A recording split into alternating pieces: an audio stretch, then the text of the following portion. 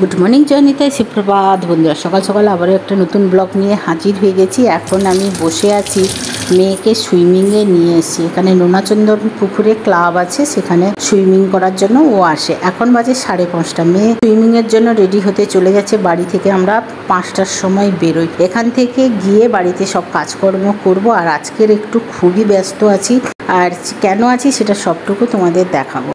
হরে কৃষ্ণ কৃষ্ণ কৃষ্ণ হরে হরে, হরে রাম রাম রাম হরে হরে। বাড়ি চলে এসেছি, কাজকর্ম আমার হয়ে গেছে। মানে বর্মশাই দেখলাম নিচে ঝাঁটিয়ে জল ঢেলে দিচ্ছিল, তখন আসি। 7:30টার দিকেই চলে এসেছি। এসে আমি স্নান করলাম, দিয়ে পুজো করতে চলে এসেছি। বর্মশাই ফুল তুলে রেখেছিল, আর ওইগুলো পরিষ্কার করে সুন্দর করে পুজো করে দিয়েছি।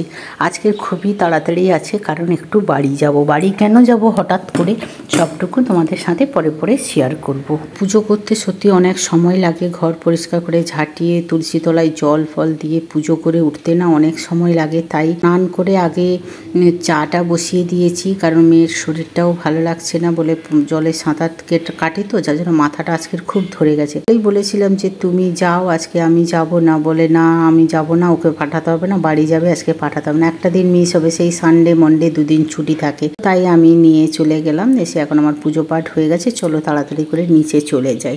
চা তো বসিয়ে দিয়েছিলাম, মেয়ের খুব মাথা ধরেছে। আর আগের দিনের একটু রুটি বেশি করে করেছিলাম, শুক্রবার তো বললো চা রুটি খেয়ে নেবো, তোমাকে বেশি ঝামেলা করতে হবে না। রান্নাবান্না সব বসিয়েই দিয়েছি, একটু রান্নাবান্না করে তারপরে বেরোবো। তারপরে রান্নাবান্না কমপ্লিট করব। আর সেই সময় বড়মশাই বলে, মেয়ে যখন মাথা যন্ত্রণা খুব কষ্ট পাচ্ছে, তাহলে তোমাকে আজকে যেতে হবে না, আর ব্যারাকপুরে যে কাজটা আছে তুমি সেটা নিয়ে নাও। মা বাবার জন্য না একটা সাদা পাঞ্জাবি নেওয়ার ইচ্ছা ছিল। দুটো শপিং মলে খুঁজেছি, পাচ্ছেই না। ও সাদা পাচ্ছে না, সাদা যদিও পাচ্ছে ছোট সাইজ হচ্ছে। আর যেহেতু মাপ জানিনি, একটু বাবা একটু না ঢিলা ঢিলা পরতে ভালোবাসে। খাদিমের নেবো বলছি, খাদ্যরের। তো মা বললো না, তোর বাবা ওই কালার পছন্দ করে না, সাদা। তো আগের দিন ছোট মেয়ে বড় মেয়ে তার বাবা গেছিল, খুঁজে পাইনি। আমি বলছি চলো আজকে যেহেতু যাচ্ছি না, তাহলে ব্যারাকপুরে আমি চলে যাব সিটি লাইভে, ওখান থেকে নিয়ে নেব। বলে তাহলে রেডি হয়ে যা। এখন রেডি হয়ে যে বেরিয়ে পড়েছি আমি আর আমার ছোট মেয়ে। বড় মেয়ে বলছে না আমি যাব না, তোমরা যাও। সেই তো আগের দিন আবার বেরোবো, মানে বেরিয়ে আবার থেকে গেছে তো, যার জন্য মাথাটা গরম হয়ে গেছে। কি করব বলো তো, ছোট মেয়েটা মাথাটা খুব কষ্ট হচ্ছে, তাই ও যেতে চাইছে না। আমি না থেকে যাও না, মাথা যন্ত্রণা হলে না বমিতে শুরু হয়ে যায়। এখন আমি ব্যারাকপুর দিয়েই ঘুরে চলে যাচ্ছি। আমার ছোট মেয়ে আমাকে ঘুরিয়ে নিয়ে যাচ্ছে, বলে মা এই পথ দিয়ে চলো, ওই পথ দিয়ে চলো। এই করে আমাকে ঘুরিয়ে নিয়ে যাচ্ছে। এখন বাজে 9:30 মতন হয়েছে। গরম আর কি রোদ উঠেছে, কি বিরক্তি লাগছে। তারপরে ফোন করলো আমার একদম বন্ধু, আমাদের ইউটিউবেরই একজন ফোন করলো, বলে দিদি ভাই তুই কোথায় রেখেছি, এরকম আমি ব্যারাকপুরে এসে। বলে আসো না গো, তোমার সঙ্গে একটু দেখা করব।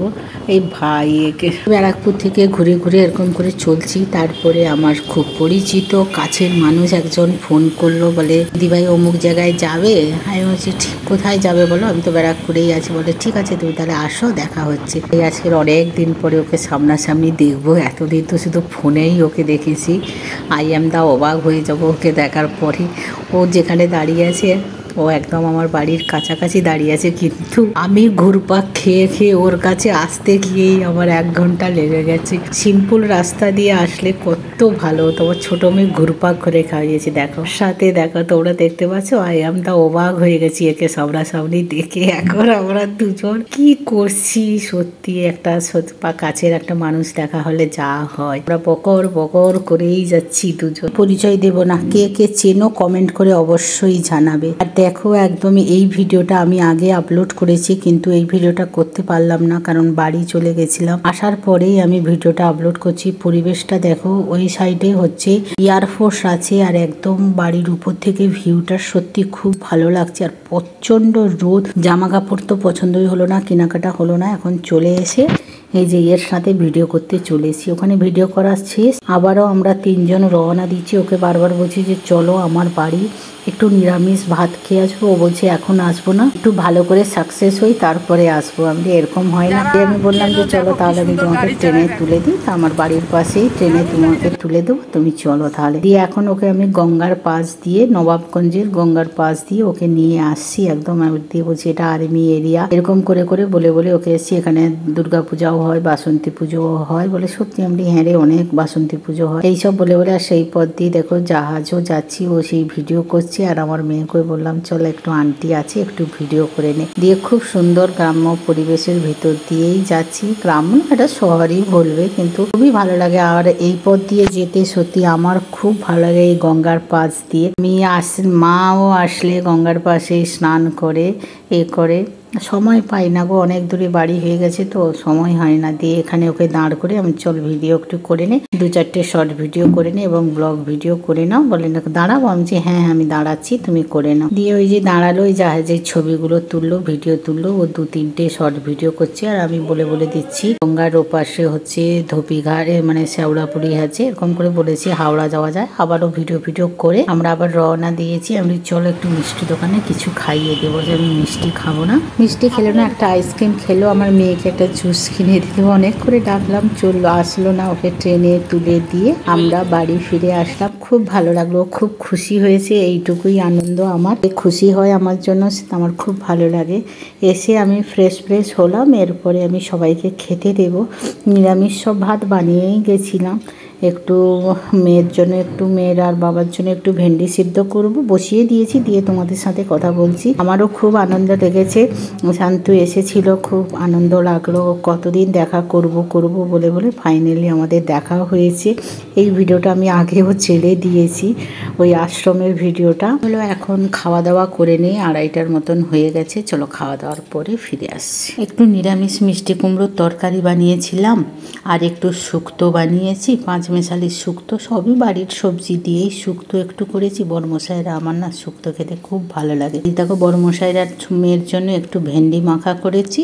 আর এই যে গরম গরম ভাত, আর সাথে আছে একটু আগের দিন ছোট মেয়ের ফ্রেন্ড এসেছিল, বিরিয়ানি আর চিকেন চাপ বানিয়েছিলাম, সেই চিকেন চাপ একটু আছে, ওইটা দিয়েই খাওয়া দাওয়া করবো। শুভ সন্ধ্যা, রাধে রাধে, হরে কৃষ্ণ কৃষ্ণ কৃষ্ণ হরে হরে, হরে রাম রাম রাম হরে হরে। সবাই ভালো থাকো, সুস্থ থাকো, এই কামনা করি। আর সন্ধ্যাবাতি আমার দেওয়া হয়ে গেছে। এখন না তোমাদের সেই মতন ভিডিও দিতে পারছি না, দেখতেও পাচ্ছি না, কারণ শরীরটাও ভালো নয়।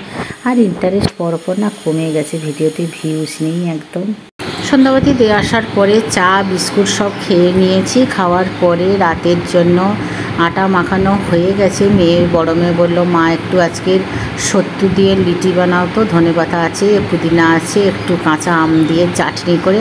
আমি বলছি ঠিক আছে। ছোটো মেয়ে আবার খেতে চায় না। দুপুরের কুমড়োর তরকারি আছে, একটু ঘুগনি আছে, বড় মশাইকে রুটি করে দেবো, আর ছোটো মেয়ের জন্য 2টো রুটি করবো, সে যেটা খাবে। আর এই যে দেখো আমি সব লিটিগুলোকে বানিয়ে নিয়েছি। এর মধ্যে সত্তু আছে আর আচার, তেল দিয়ে, আচার দিয়ে, হিং দিয়ে, জিরে পাউডার দিয়ে সব মশলা মাখিয়ে এর মধ্যে দিয়ে কড়াতে আগে একটু গরম করে নিয়ে তারপরে আমি নুনে ছেঁকে নিয়েছি। আর এই যে দেখো ধনেপাতা, পুদিনা, কাঁচা আম, কাঁচা লঙ্কা দিয়ে, টমেটো দিয়ে যে পেস্ট করেছি। আর কি করে সেঁকছি দেখে নাও।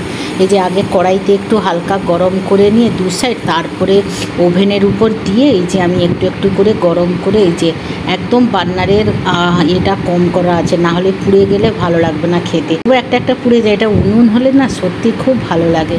উনুন একটা বানানোর খুব ইচ্ছা আছে, সময় হয় না। বাড়ি থেকেই বানিয়ে নিয়ে আসবো ছোট্ট করে একটা উনুন, প্লেটের মধ্যে, তবে হবে। 2-4 দিন থাকলে তবে বাড়িতে বানানো যায়। আর দেখো আমার বড় মেয়ের জন্য এই যে সব বানিয়ে নিয়েছি চাটনি। ছোটো মেয়ে একটা খাবে আর ও রুটি তরকারি খাবে। ওর বাবা এইসব পছন্দ করে না, ও রুটি তরকারি খাবে। আর ছোটো মেয়ে একটা রুটি খাবে, আর এখান থেকে একটা হয়তো লিটি খাবে। খাওয়ার পরে আমাদের তো খুব প্রিয় সত্যি, আমার আর আমার বড় মেয়ের খুব ভালো। এটা ভাজাও ভালো লাগে বা সেঁকাও ভালো লাগে। যে বড় মশার খাবারটা রেডি করে দিয়েছি, ওরা খেয়ে নেবে। জয়নিতাই, রাধে রাধে বন্ধুরা। খাওয়া দাওয়া হয়ে গেছে, সব কাজকর্ম হয়ে গেছে, থালা বাসন ধুয়ে দিয়েছি, রান্নাঘর ঝাঁটিয়ে পরিষ্কার করে রেডি করে এখন তোমাদের সাথে একটু কথা বলতে চলে আসলাম। সারাদিন কী করলাম সেইটুকু অল্প অল্প শেয়ার করেছি। আজকে শান্তনার সঙ্গে দেখা হয়েছিল, খুবই আনন্দ লাগলো। ওর সাথে একটা ভিডিও করে খুবই ভালো লাগলো। লাগলো।